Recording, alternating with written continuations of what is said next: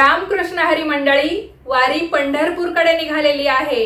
कुणी आपलं दुःख विसरायला, कुणी आपलं गाऱ्हाणं सांगायला, कुणी विठुरायाकडे पाऊस मागायला, तर कुणी 4 दिवसाची का होईना उसंत या दररोजच्या संसार गाड्यातून आपल्याला मिळावी म्हणून आपल्यासारख्या 4 चौघांसह दिंडीमध्ये सामील झालाय, जेणेकरून पंढरीच्या पांडुरंगांचं दर्शन घेता येईल, आपली व्यथा त्याच्यासमोर मांडता येईल आणि पुन्हा एकदा नवीन ऊर्जा घेऊन आपण आपल्या घरी परत येऊ या आशेने निघालाय। पावसाचा विषय निघालाय तर तुम्हाला सांगू इच्छिते मंडळी, तो आपली वेळ कधीच चुकवत नाही। जसा वारकरी वारीमध्ये सामील झाला, वारी पंढरपूरच्या दिशेने निघाली आणि सगळीकडे पावसाचं अगदी दिमाखामध्ये आगमन झालेलं आहे। आज प्रत्येक भागामध्ये पाऊस पडत आहे, नाहीतर अख्खा जून महिना कोरडा गेल्याचं आपण सर्वांनी पाहिलेलं आहे। आपण सर्वजण या गोष्टीचे साक्षीदार आहोतच। तर आता आपण सर्वजण पंढरीच्या पांडुरंगाचं दर्शन घ्यायला पंढरपूरमध्ये जाऊ। आपल्यापैकी बऱ्याच जणांचे घरचे किंवा आपण स्वतः म्हणजे जे कोणी व्हिडिओ पाहताय असे जण सुद्धा वारीमध्ये असतील, तर तुम्ही पंढरीच्या पांडुरंगांचं दर्शन घेण्यापूर्वी काय कराल? अगोदर चंद्रभागेमध्ये स्नान कराल। तर थांबा मंडळी, तुम्हाला ही चंद्रभागा काहीतरी सांगू पाहते, तिला तुमच्याशी काहीतरी बोलायचंय। नक्की काय बोलायचंय ते मी तुम्हाला या व्हिडिओमध्ये सांगणार आहे। नमस्कार मंडळी, मी शीतल आणि आपण पाहताय शीतलवाणी। या व्हिडिओच्या माध्यमातून तुम्हाला एक अत्यंत महत्त्वाची अशी गोष्ट समजणार आहे, त्याच्यामुळे हा व्हिडिओ न चुकता शेवटपर्यंत पहा, जास्तीत जास्त लोकांना पाठवा। आपल्या चॅनलवर तुम्ही पहिल्यांदाच आलेला असाल तर हे आपलं नवीन चॅनल आहे, चॅनलचं नाव आहे शीतलवाणी। याच्यावर तुम्हाला धार्मिक तसेच आध्यात्मिक प्रकारचे सर्व व्हिडिओ पाहायला मिळतील, तेव्हा हा व्हिडिओ सुद्धा शेवटपर्यंत नक्की पहा। व्हिडिओ पाहत असताना कमेंट्स मध्ये लिहा रामकृष्ण हरी। व्हिडिओला सुरुवात करण्यापूर्वी आपण छानशी एक सुरुवात करूया। चंद्रभागेच्या तिरी, चंद्रभागेच्या तिरी उभा मंदिरी, तो पहा विटेवरी। विठ्ठल विठ्ठल जय हरी, विठ्ठल विठ्ठल जय हरी, विठ्ठल विठ्ठल जय हरी। चला व्हिडिओला सुरुवात करते। नमस्कार मंडळी, मी चंद्रभागा बोलते। हो, तीच चंद्रभागा जिच्या तीरावर दरवर्षी लाखो वारकरी विठ्ठलाच्या दर्शनासाठी येतात, जिच्या पाण्यामध्ये स्नान केल्यावर लोक स्वतःला धन्य समजतात, जिला आई म्हणून नमस्कार केला जातो। आज मला तुमच्याशी थोडंसं बोलायचं आहे। तुमच्यावर राग काढायचा नाही, तक्रारही करायची नाही, फक्त माझ्या मनातलं तुम्हाला सांगायचं आहे। ऐकाल ना? एकेकाळी माझ्या पाण्यात फक्त भक्ती वाहायची, आज भक्तीसोबत काहीतरी अजून वाहतं, निर्माल्य, प्लॅस्टिक, कपडे आणि बरंच काही। मी विचार करते, तुम्ही मला आई म्हणता ना, मग आईची अशी अवस्था का करतात? आज माझी कहाणी माझ्या शब्दात मी तुम्हाला सांगणार आहे, शेवटपर्यंत नक्की ऐका, कारण ही फक्त माझी गोष्ट नाही तर आपल्या सर्वांचीच आहे। मंडळी, माझं नाव चंद्रभागा, काही जण मला भीमा नदी म्हणून सुद्धा ओळखतात, पण पंढरपुरामध्ये आल्यावर माझ्या वळणामुळे मला प्रेमाने चंद्रभागा तुम्ही सर्वजण म्हणू लागले। शेकडो वर्षांपासून मी पंढरपूरच्या भूमीला जीवन देत आहे। माझ्या काठावर असंख्य संत झाले, त्यामध्ये संत नामदेव, संत चोखामेळा, संत जनाबाई, संत एकनाथ, संत तुकाराम आणि संत ज्ञानेश्वरांच्या पालखीचं स्वागतही मीच करते बरं का। आषाढी असो किंवा कार्तिकी, लाखो वारकरी माझ्या काठावर येतात। विठ्ठल विठ्ठल जय हरी विठ्ठल, माऊली माऊली या नामघोषाने माझं पाणीही जणू काही भारावूनच जातं। जेव्हा एखादा वारकरी दोन्ही हात जोडून माझ्या पाण्याला नमस्कार करतो, तेव्हा मलाही वाटतं माझं जीवन सार्थक झालं, मला अजून काही नको। कारण मी फक्त नदी नाही, मी भक्तीची साक्षीदार देखील आहे। मी असंख्य डोळ्यातील अश्रू पाहिलेले आहेत, माझ्यामध्ये सामावून देखील घेतलेले आहेत। कोणीतरी विठ्ठलाला भेटण्याच्या आनंदाने रडतो, तर कोणीतरी दुःख हलकं करण्यासाठी माझ्या काठावर येऊन बसतो। मी सगळ्यांना शांतपणे जवळ घेते, मी आई आहे ना म्हणून। पण मंडळी, गेल्या काही वर्षात माझ्या आयुष्यामध्ये काहीतरी बदलायला लागलं। आजही लाखो लोक येतात, आजही तोच नामघोष घुमतो, पण माझ्या पाण्यात आज भक्तीपेक्षा काहीतरी वेगळंच वाहतंय. ते नेमकं काय आणि ते पाहून माझं मन का रडतं ते मी तुम्हाला तुमचा अजिबात वेळ न घेता लगेचच सांगते. तर मंडळी, तुम्ही मला आज पाहता तेव्हा माझ्या पाण्यात अनेक गोष्टी तुम्हाला सुद्धा तरंगताना दिसत असतील. पण मी नेहमी अशी नव्हते. मी पूर्वी फार वेगळी होते. एक काळ असा होता जेव्हा माझं पाणी इतकं स्वच्छ होतं की त्यामध्ये आकाशाचं प्रतिबिंब अगदी स्पष्ट दिसायचं. सूर्योदय झाला की सोन्यासारखी किरणं माझ्या पाण्यावर चमकायची. संध्याकाळ झाली की माझ्या लाटांवर दिव्यांची सुंदर प्रतिबिंब देखील पडायची. माझ्या काठावर झाडं होती, पक्ष्यांचा किलबिलाट होता आणि माझ्या पाण्यात असंख्य मासे आनंदाने पोहत असायचे. आपल्या लाडक्या विठुरायांच्या कानामध्ये सुद्धा मासे आहेत, तुम्ही पाहिलं असेलच. मी सगळ्यांना जीवन देत होते. शेतकऱ्यांच्या शेतात माझं पाणी जायचं. जनावरांची तहान माझ्या पाण्यामुळे भागायची. लहान मुलं माझ्या काठावर खेळायची आणि वारकरी माझ्या पाण्यामध्ये स्नान करून विठ्ठलाच्या दर्शनाला जायचे. त्यावेळी माझ्या पाण्यात फक्त पाणी नव्हतं तर भक्ती देखील वाहत होती. संतांच्या अभंगांचे स्वर असो ते मला आजही आठवतात. ज्ञानोबा माऊली तुकाराम हा जयघोष जरी मी ऐकला की माझ्या लाटा अगदी आनंदाने डोलायच्या. मला वाटायचं यापेक्षा मोठं भाग्य माझ्यासाठी अजून काय असू शकतं. पण हळूहळू काहीतरी बदलायला लागलं. लोकांची श्रद्धा आहे तशीच राहिली, वारी सुद्धा तशीच राहिली, विठ्ठलाचं नामही तसंच राहिलं. पण माझ्या पाण्यात निर्माल्य वाढायला लागलं. फुलं आली, त्यासोबत प्लॅस्टिकच्या पिशव्याही आल्या. कपडे आले, पूजेचं साहित्य आलं. काही ठिकाणी बाटल्या, प्लॅस्टिकचे ग्लास आणि इतर कचरा सुद्धा येऊ लागला. मंडळी, मी एक गोष्ट तुम्हाला स्पष्ट सांगते. मला तुमच्या श्रद्धेचा कधीच राग नाही. मला उलट याचा आनंदच होतो की तुम्ही दूरवरून पहिल्यांदा माझ्या भेटीला येतात, मग विठू माऊलींच्या दर्शनाला जातात. पण श्रद्धेसोबत जर कचराही माझ्यात सोडून गेलात तर मला माझाच श्वास घ्यायला त्रास होतो. तुम्हाला सुद्धा कधी सर्दी पडसं होत असेलच की, तेव्हा तुमची अवस्था काय होते की श्वास नीट घेता येत नाही. तसंच या कचऱ्यामुळे माझाच श्वास मला घ्यायला खूप त्रास होतो आणि तेव्हा माझ्या लाटा आनंदाने नाही तर वेदनेने अक्षरशः हलतात. माझा प्रश्न फक्त एवढाच आहे, देवाला अर्पण केलेली प्रत्येक गोष्ट नदीतच टाकणं आवश्यक आहे का? की आपण श्रद्धा आणि स्वच्छता दोन्ही एकत्र जपू शकतो? याच उत्तराचा शोध आपण लगेच घेऊ. कारण मला तुमच्यावर राग नाही, पण माझ्या मनातली वेदना आता लपवणं सुद्धा मला अजिबात शक्य नाही. तुम्हाला माहिती आहे का, मी नदी आहे म्हणूनच मला वेदना होत नाही असं अनेकांना वाटतं. कारण माझ्यामध्ये पाणीच पाणी असतं आणि जो पाण्यात आहे त्याला आपले अश्रूसुद्धा लपवता येतात. म्हणजे आता जो नेहमीच पाण्यात आहे, जो स्वतः पाणी आहे, तो रडला तरी त्याचे अश्रू कुणाला कळतील का? आपण माणूस म्हणून कधी रडलो तर आपल्या डोळ्यातले अश्रू प्रत्येकाला दिसतात. पण मासा पाण्यामध्ये आहे, तो जर रडला तर त्याचे अश्रू कुणाला दिसतील का? त्याच पद्धतीने माझं अस्तित्वच पाण्याचं आहे. मी स्वतःच पाणी आहे, त्याच्यामुळे मी रडले तरी तुम्हा लोकांना ते अजिबात समजत नाही. पण माझ्यामध्ये वाहणारं पाणी हे माझं शरीर आहे आणि तेच जेव्हा हळूहळू प्रदूषित होतं तेव्हा मलाही वेदना होतात. आषाढी वारी आली की लाखो वारकरी माझ्याकडे येतात. त्यांच्या ओठांवर विठ्ठलाचं नाम असतं, त्यांच्या डोळ्यात विठुरायांच्या प्रति भक्ती असते.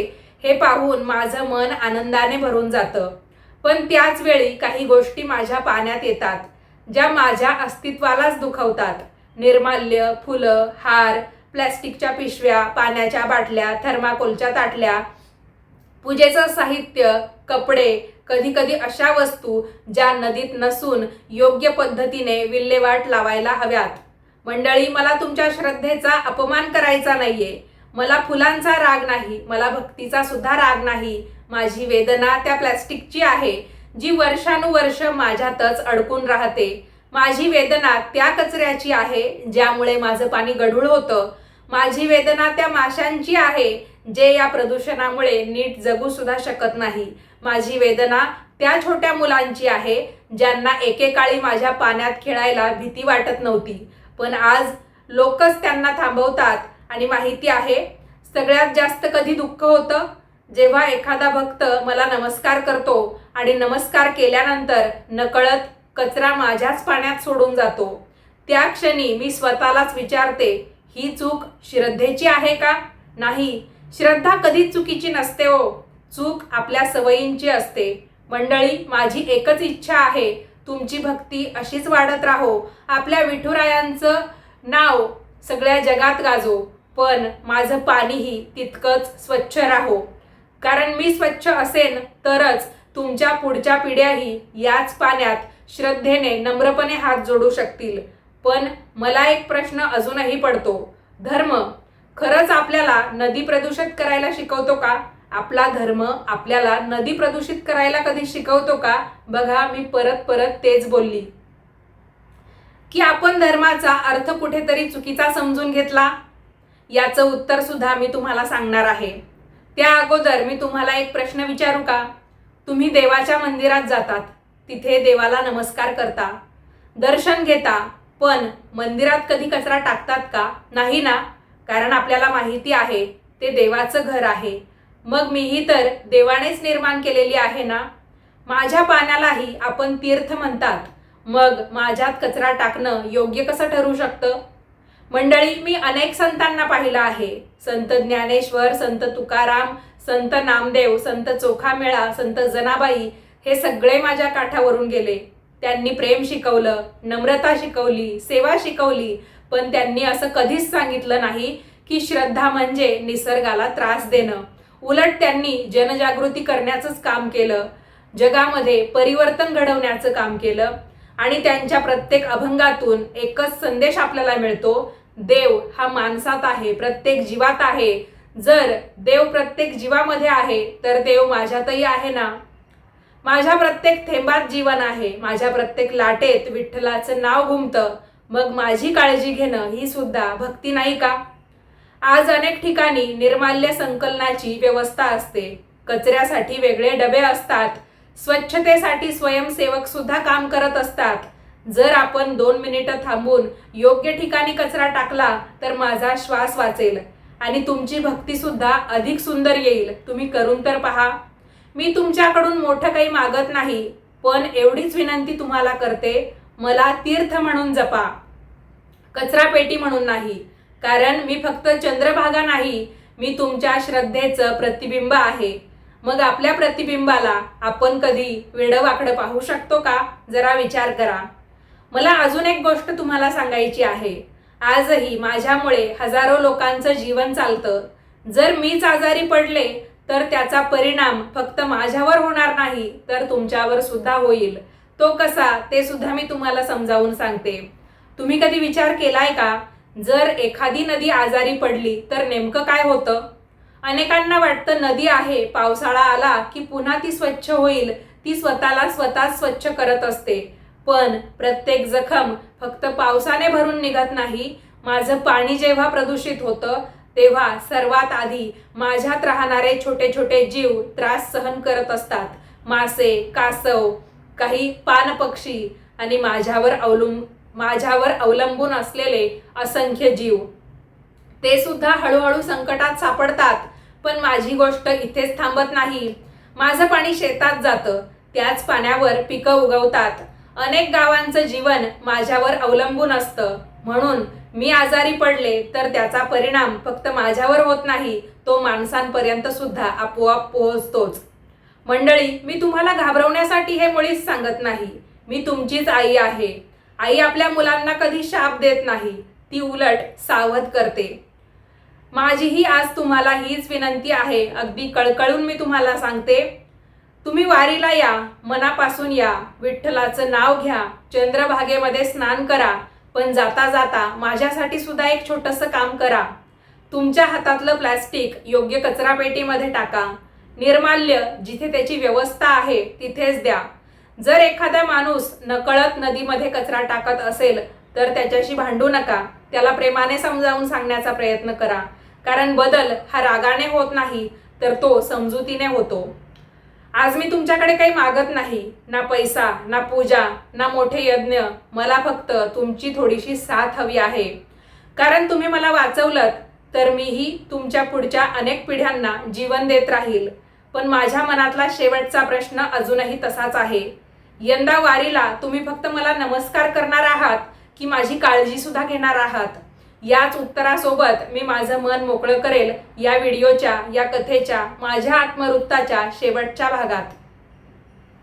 आज मी माझ्या मनातलं सगळं काही तुम्हाला सांगण्याचा प्रयत्न केला.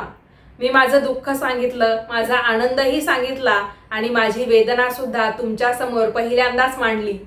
पण मी अजूनही तुमच्यावर रागावलेली नाही, कारण मला माहिती आहे माझ्यावर प्रेम करणाऱ्यांची संख्या मला त्रास देणाऱ्यांपेक्षा फार म्हणजे फार मोठी आहे. माझ्या काठावर येणारा प्रत्येक वारकरी वाईट हेतूने कधीच येत नाही. तो विठ्ठलाच्या प्रेमाने येतो, भक्तीने येतो, श्रद्धेने येतो. म्हणून आज मी कुणालाही दोष देत नाही. मी फक्त एक छोटीशी विनंती तुम्हा सर्वांना करते. यंदा जेव्हा तुम्ही वारीला याल, माझ्या पाण्यामध्ये स्नान कराल, तेव्हा 2 मिनिटं माझ्याकडे सुद्धा बघा. मी आजही तितक्याच प्रेमाने तुमची वाट पाहते आहे.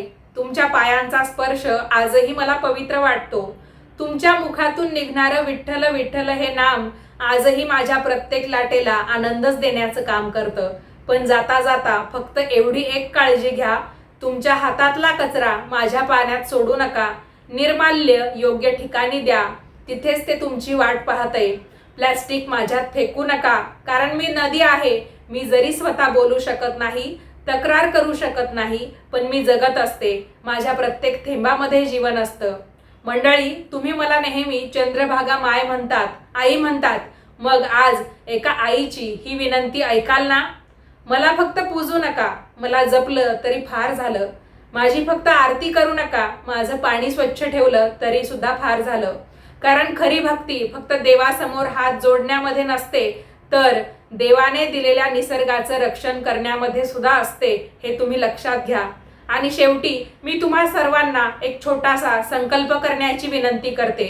यंदा वारीला मी जाईल, विठ्ठलाचं दर्शन घेईल, पण चंद्रभागा माऊलीला घाण करणार नाही, तिच्यामध्ये कचरा टाकणार नाही, तिला जपण्याचा पुरेपूर प्रयत्न करेल. आणि माझ्यासारख्या अनेक वारकऱ्यांना, माझ्यासारख्या अनेक भक्तांना, विठ्ठल भक्तांना, वारीमध्ये आलेल्या प्रत्येक माणसाला मी हेच सांगेल की चंद्रभागा आपली आई आहे, चंद्रभागा आपली माय माऊली आहे. तिला स्वच्छ ठेवा.